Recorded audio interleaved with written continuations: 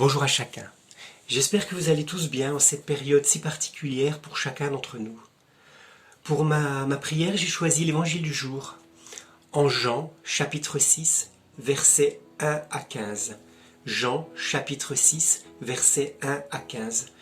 Au préalable, j'ai demandé au Seigneur la grâce de rester aujourd'hui encore campé dans sa paix, et donc pouvoir rayonner dans mon quotidien de confiné de son amour. Que je puisse rayonner dans mes relations avec mes proches, mon épouse, mes enfants, pour notre église familiale, dans tous mes actes également, mes coups de téléphone, mes WhatsApp, mes mails.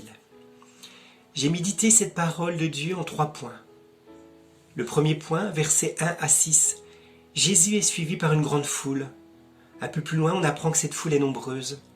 Cette foule a déjà vu des signes, les signes qu'il accomplissait sur les malades, les signes qu'il accomplissait, les miracles qu'il a déjà faits. Elle a soif d'autre chose.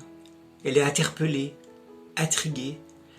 Et ce texte me rejoint parce que je pense au mouvement des Gilets jaunes, où on voyait comme ça des foules qui manifestaient dans les rues et qui avaient aussi le désir d'autre chose, le désir de moins d'individualité, de plus de partage avec d'autres, de moins de matérialisme.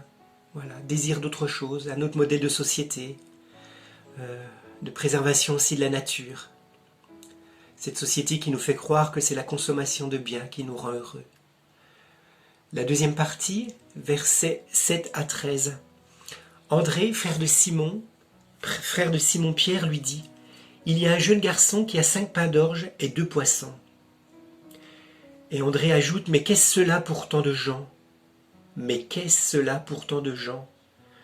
André est désabusé, découragé, il a oublié tout ce qui s'était passé avant, tout ce que le Seigneur avait déjà fait dans sa vie, tous les miracles déjà accomplis.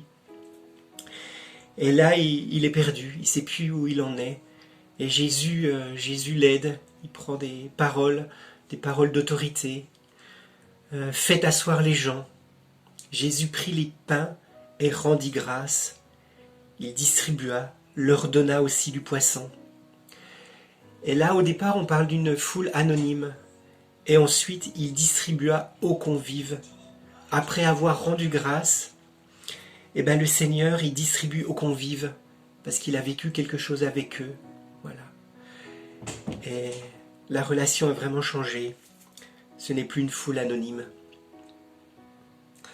La troisième partie, c'est les versets 14 et 15. À la vue du signe que Jésus avait accompli, les gens disaient « C'est vraiment lui le prophète annoncé, celui qui vient dans le monde. » Ça y est, la foule a reconnu Jésus. Ils le reconnaissent et ils sont touchés par lui. Et dans la suite du texte, alors de nouveau, Jésus se retirera dans la montagne. Lui se retire seul dans la montagne.